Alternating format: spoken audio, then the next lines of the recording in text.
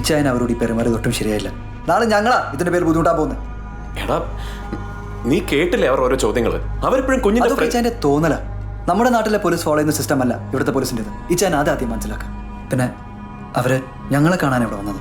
അവിടെ കയറി അഭിപ്രായം പറയാൻ പോയിട്ട് ഈ റൂമിൽ ഇച്ചായന്റെ പ്രസൻസ് പോലും ഉണ്ടാവാൻ പാടില്ലായിരുന്നു. സത്യത്തിൽ ഇച്ചായൻ ഇവിടെയുള്ള ഞങ്ങൾക്കിപ്പോ ആശ്വാസത്തേക്കാൾ കൂടുതൽ ടെൻഷനും പ്രഷറും തരുന്നത്. ഞങ്ങൾ ഇതൊക്കെ ഏതാണ്ട് മനഃപൂർവ്വം ചെയ്ത പോലെയാ. ചില സമയത്ത് ഇച്ചായന്റെ നോട്ടവും ഭാവമൊക്കെ. ഞാൻ സ്വപ്നത്തിൽ പോലും അങ്ങനെയൊന്നും ആലോചിച്ചിട്ടില്ലേ. പിന്നെ എന്റെ ഭാഗത്തു നിങ്ങൾക്ക് എപ്പോഴേലും അങ്ങനെ ഫീൽ ചെയ്തിട്ടുണ്ട്? I am sorry. നാട്ടിലേക്കുള്ള എൻ്റെ ഓപ്പൺ ഐറ്റിനറിയുടെ ഡീറ്റെയിൽസ് ഞാൻ തരാം. അവൈലബിൾ ആയിട്ടുള്ള ഏറ്റവും അടുത്ത ഡേറ്റിന് നീ എൻ്റെ റിട്ടേൺ ടിക്കറ്റ് ബുക്ക് ചെയ്തോ. ഞാൻ തിരിച്ചു പോയിക്കോളാം.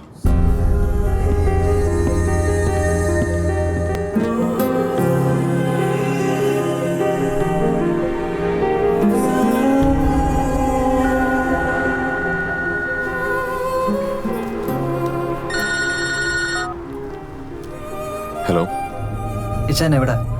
ഞാൻ പുറത്താടാ. ആ പിന്നെ ശ്വേതക്ക് ചെറിയൊരു തലകറക്കം. അതുകൊണ്ട് ഞങ്ങളൊന്ന് ഡോക്ടറെ അടുത്ത് പോവാ. എന്തു പറ്റി? അങ്ങനെ പേടിക്കാനൊന്നുമില്ല ചായ. BP വല്ലതും ഷൂട്ടപ്പ് ചെയ്തായിരിക്കും. പിന്നെ അതുപോലെ ഇച്ചായൻ്റെ ടിക്കറ്റ് നാളത്തേക്ക് ഓക്കെ ആയിട്ടുണ്ട്. അതെൻ്റെ റൂമിലെ ടേബിൾ ഡ്രോയറിലുണ്ട്. ഞങ്ങൾ വരാൻ ചിലപ്പം വൈകും. അതുകൊണ്ട് ഇച്ചായൻ കഴിച്ചു കിടന്നു. ഞാൻ കിടക്കൊന്നുമില്ല. നീ ഡോക്ടറെ കണ്ടാലോടം വിളിക്കണം കേട്ടോ.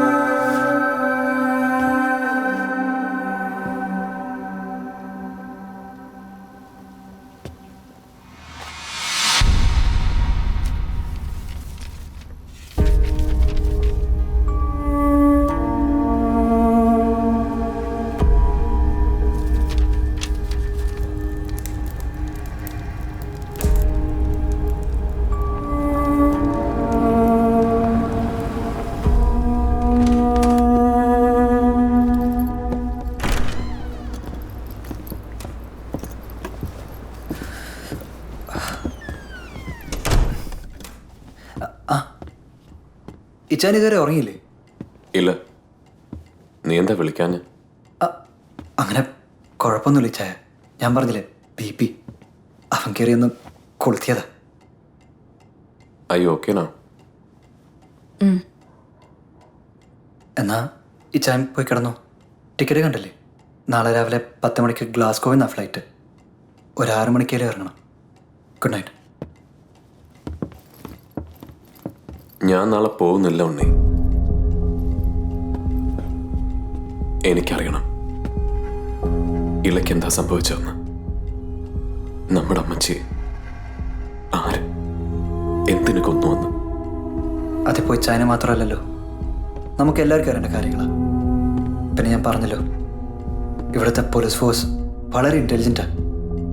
എത്രയും പെട്ടെന്ന് അവർക്കിതെല്ലാം കണ്ടെത്താൻ കഴിയുന്ന എൻ്റെ പ്രതീക്ഷ. ആയിക്കോട്ടെ, വളരെ നല്ലത്. എൻ്റെ ഒരു സമാധാനത്തിന് അങ്ങനെ എന്തെങ്കിലും കണ്ടെത്തുന്നവരെ ഞാൻ ഈ നാട്ടിൽ തുടരാൻ തീരുമാനിച്ചു. പിന്നെ നിങ്ങൾക്ക് എൻ്റെ പ്രസൻസ് എന്ന പോലെ അമ്മച്ചിയുടെ ഇളയുടെ ഓർമ്മകളുള്ള ഈ വീട്ടിൽ കഴിയുന്ന എനിക്കൊരു വീർപ്പുമുട്ടല. അതുകൊണ്ട് നാളെ മുതൽ ഞാൻ ഇവിടുന്ന് പുറത്തോട്ടോട്ടിലും ഷിഫ്റ്റ് ചെയ്യാമെന്ന് വിചാരിക്കുക. ഇച്ചാൻ എന്തൊക്കെയായി പറയുന്നേ? അതുകൊണ്ട് എനിക്കിതുവരെ മനസ്സിലായില്ലേ? ഇച്ചായൻ എന്തൊക്കെയോ മനസ്സിൽ വെച്ചോണ്ടാ ഈ സംസാരിക്കുന്നത്. മനസ്സിൽ വെച്ച് സംസാരിക്കുന്നതും പെരുമാറുന്നൊന്നും ഞാനല്ലല്ലോ ശ്വേത. നീയും ഇവനുമൊക്കെ അല്ലേ? അല്ലേ പിന്നെ റോയൽ എഡിൻബറ ഹോസ്പിറ്റലിൻ്റെ CT സ്കാൻ റിപ്പോർട്ട് എൻ്റെ എയർ ടിക്കറ്റിൻ്റെ ചോട്ടി തിരികെ വെച്ചിട്ടായിരിക്കില്ലല്ലോ നീ പ്രഗ്നൻ്റ് ആണെന്ന വിവരം എന്നെ അറിയിക്കുക. ഇല്ല ചായ, ഈ ഒരു സിറ്റുവേഷനിൽ ഈ ചായനോട് പറയാനൊരു മടി. അതുകൊണ്ടാ. മരിക്കുന്നവരെ നമ്മുടെ അമ്മച്ചി വിവരം അറിഞ്ഞിട്ടില്ലായിരുന്നു അല്ലടാ. ഏതായാലും ഉടൻ സ്കോട്ട്ലൻഡ് വിടുന്നില്ല എന്നെൻ്റെ തീരുമാനത്തിന് മാറ്റമൊന്നുമില്ല. അതുപോലെ നാളെ ഇവിടുന്ന് ഷിഫ്റ്റ് ചെയ്യാണെന്നുള്ള തീരുമാനത്തിന്.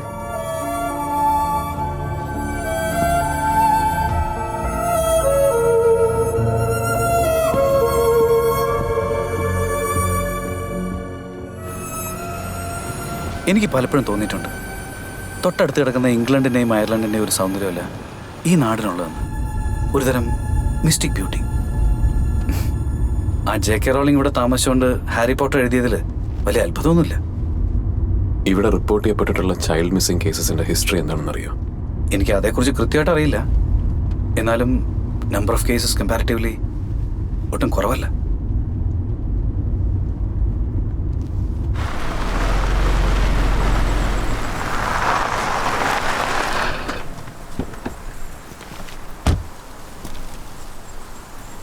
നീ എത്ര നിർബന്ധം പറഞ്ഞോണ്ടാ കുറെ പാടുപെട്ടു ഇപ്പം ഇത് കിട്ടാൻ.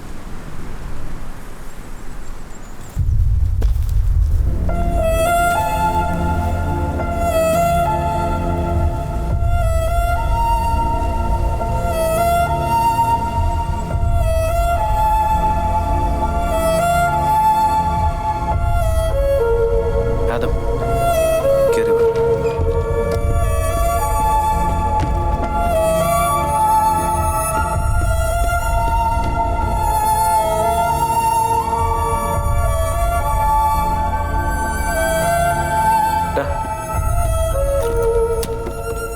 നിനക്ക് ഇവിടുന്ന് പുറത്തോട്ടൊക്കെ ഒന്ന് ഇറങ്ങണ്ടേ? അതിനാ.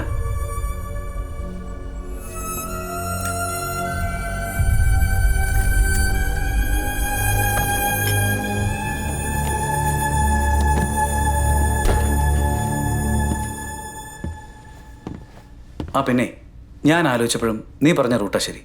നമുക്ക് ആദ്യം ഇവിടെ റിപ്പോർട്ട് ചെയ്തിട്ടുള്ള ചൈൽഡ് മിസ്സിംഗ് കേസുകളുടെ ഹിസ്റ്ററി ഒന്ന് അറിയണം. വേണം. അതിനെന്തൊരു വഴി? വഴിയൊക്കെ ഉണ്ട്. CPRC ആയിട്ടൊന്ന് കോൺടാക്ട് ചെയ്യാം. Child protection research centre. അവരെടുത്ത് എൻ്റെ ഫുൾ ഡാറ്റാബേസ് കാണും. നമ്മുടെ ചർച്ചിൽ വരുന്ന ജോർജൻ്റെ മൂത്ത മോൻ CPRCയിലെ റിസർച്ച് സ്കോളറാണെന്ന് കേട്ടിട്ടുണ്ട്. എനിക്ക് ആളെ നേരിട്ട് പരിചയമില്ല. അയാൾ പ്രൊട്ടസ്റ്റൻ്റാണ്. അതുകൊണ്ട് നമ്മുടെ ഇടവേകളൊന്നും അങ്ങനെ വരാറില്ല.